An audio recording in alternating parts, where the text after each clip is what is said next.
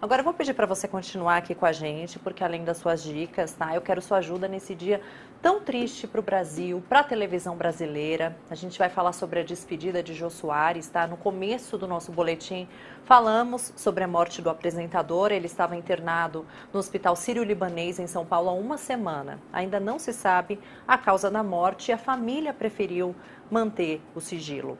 Além do Prisco aqui no estúdio com a gente, vamos conversar com o historiador e professor de TV, que é o Fernando Morgado. Ele vai conversar com a gente via online, né, por vídeo. Fernando, professor, seja bem-vindo. Boa tarde. Boa tarde, Larissa. Boa tarde, Prisco. É um prazer falar com vocês, apesar do triste pra gente. Sem dúvidas, né, professor? Prisco, posso fazer a primeira pergunta? Claro. Fernando, para começar, qual que é o legado que Jô Soares deixa para o Brasil, para a televisão brasileira? Bom, primeiro é um legado enorme, porque o Jô Soares ele conseguiu construir uma carreira extremamente versátil. De fato, o Jô Soares ele foi um dos poucos brasileiros que a gente pode qualificar como entertainer, quer dizer, a vida dele totalmente dedicada ao entretenimento. E daí não importa se é através da música, da televisão, do humor, do teatro, do cinema, das artes plásticas, ele tinha como missão entreter, não importa a mídia. Nós temos muito poucos assim no Brasil, talvez o Moacir Franco seja um outro exemplo. Mas o Jô Soares ele acabou, dentro desse processo, não é, da vida dele, da carreira dele, conseguindo não só vencer pela versatilidade, mas também dentro de cada especialidade a qual ele se dedicou, ele conseguiu deixar uma marca. E, sem dúvida nenhuma, no campo da televisão, essa marca foi muito maior. O legado que ele deixa para a TV, tanto dos humorísticos quanto é imenso. Dentro do humor, ele revolucionou, junto com Chico Anísio e outros profissionais, ele construiu aquilo que a gente pode dizer que é o humor televisivo, não é? Com a linguagem televisiva, se afastando mais da herança do rádio e do teatro de revista. E nos programas de entrevistas, aí o legado foi ainda maior, ou tão grande quanto, porque ele conseguiu consolidar uma faixa horária que até a estreia do Jô Soares 11h30 era completamente desprestigiada, né? Que é o começo da madrugada. Você não tinha ali nenhum grande programa competitivo, e o Jô 11h30 deu para aquela faixa uma força enorme, uma força tão grande que acabou até, de certa maneira, erguendo a credibilidade do próprio SBT, que quando a gente pega ali o fim dos anos 80, era uma emissora muito questionada, vista como popularesca, e o Jô Soares deu, junto com outros profissionais, né, ajudou a dar digamos assim, um verniz mais qualificado para o SBT. O legado do Jô Soares é imenso. Fernando, prazer estar falando com você novamente, né? Já conversou em outras ocasiões. E queria saber de você, você escreveu o livro Comunicadores, né? Colocou personagens como Silvio Santos, Faustão.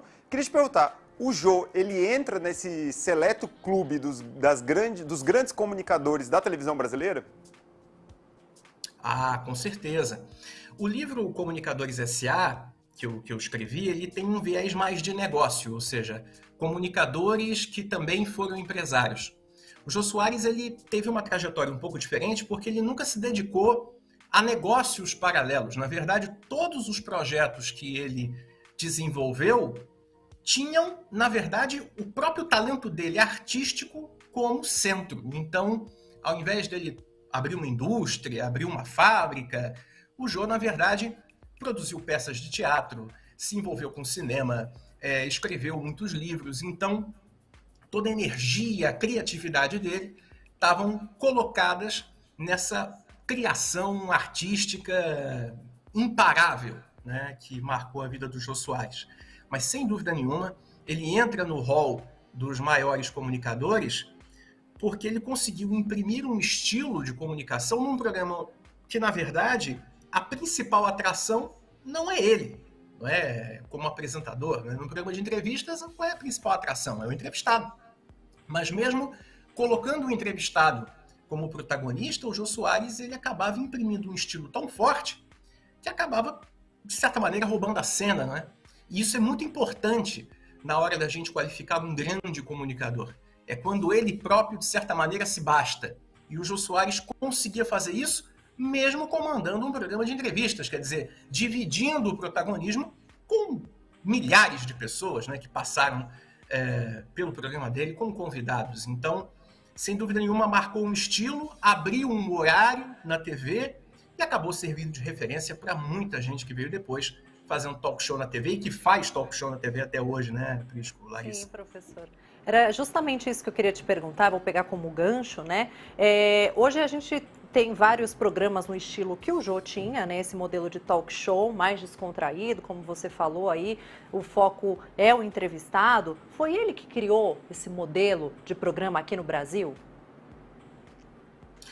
Na verdade, a gente tem alguns pioneiros nessa história, inclusive uma pessoa que não pode ser esquecida, que é o Silveira Sampaio. O Silveira Sampaio ele foi um dos nomes mais importantes da história da TV de São Paulo. E o Jô Soares, na época que trabalhava na Record, trabalhou com o Silveira Sampaio. Na Record, justamente na Record, trabalhando na produção do Silveira Sampaio, que o Jô Soares ele começa a alimentar esse sonho de ter um talk show. Eu estou falando de década de 60, tá? E eu sei disso porque um outro livro meu foi sobre o Blota Júnior, que acabou ocupando o lugar do Silveira Sampaio quando ele morreu. E até uma coisa de bastidor que pouca gente sabe, segundo relatos que eu ouvi na época, né, eu escrevi o livro Blota Júnior, Elegância no Ar, davam conta do seguinte, que o Jô não teria de ter perdido a oportunidade de ocupar o Silveira Sampaio, que o Blota acabou ocupando e lançando no lugar o Blota Júnior Show, no lugar do Silveira Sampaio, né, do SS Show. E ficou um certo ressentimento, uma certa mágoa. E daí, a partir disso, ele foi tentando conseguir um talk show. Tentou na década de 70, na própria Globo, que pouca gente lembra, chamado Globogente, que durou muito pouco, não deu certo. E daí, só no fim dos anos 80, é que realmente ele conseguiu esse espaço, graças ao Silvio Santos. Quem apostou no Jô Soares como apresentador de talk show, quem realmente foi e bancou, foi o Silvio, né? Porque o Boni na Globo não estava dando esse espaço. E daí não só bancou, e daí vai para a questão do formato, né, Larissa, que você perguntou, que o Silvio não só bancou, como ele impôs o formato que já era muito conhecido dele, da TV americana, dos late shows, né? Com aquela mesa, com aquele sofá, a caneca, uma banda, ser diário. Então, quer dizer, juntou a vontade do Jô Soares com o olhar que o Silvio tinha já para o formato que estava mais do que consolidado na TV americana, com Johnny Carson, David Letterman, enfim, com aquele momento que a TV brasileira vivia. Então, quer dizer, é uma história já antiga, o Jô não foi o pioneiro, mas certamente imprimiu um estilo única, né, que ele recebeu. Bacana. Fernando, eu queria saber de você um pouquinho sobre a gente falou do legado do Jô, mas eu queria falar dos pupilos. A gente tem Danilo Gentili ainda no ar, Fábio Porchat, que cria novas modalidades de talk show, agora com Que História é Essa, Porchat, Tata Werneck. Eles todos homenagearam o Jô Soares hoje. Você acha que eles são os pupilos do Jô na televisão brasileira? Olha, de certa maneira, todo mundo que faz talk show na TV acaba se apoiou em alguma coisa ou como referência. Mas eu diria que de todos esses, o mais próximo do formato que o Jô fazia é o Danilo. É o que mais se aproxima, é o de noite. Porque é o mais próximo do formato de late show americano. Por exemplo, a Tata Werneck, que é uma artista brilhante, eu acredito que o grande mérito dela é justamente uma fórmula tão fechadinha. A Tata, ela conseguiu criar um estilo próprio de entrevistar, uma dinâmica própria, que é maravilhosa.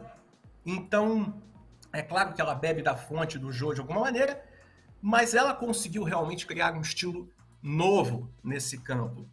O Fábio Porchat teve uma tentativa mais próxima daquilo que a gente entende de talk show ali, do sentido do Jô, na época da Record.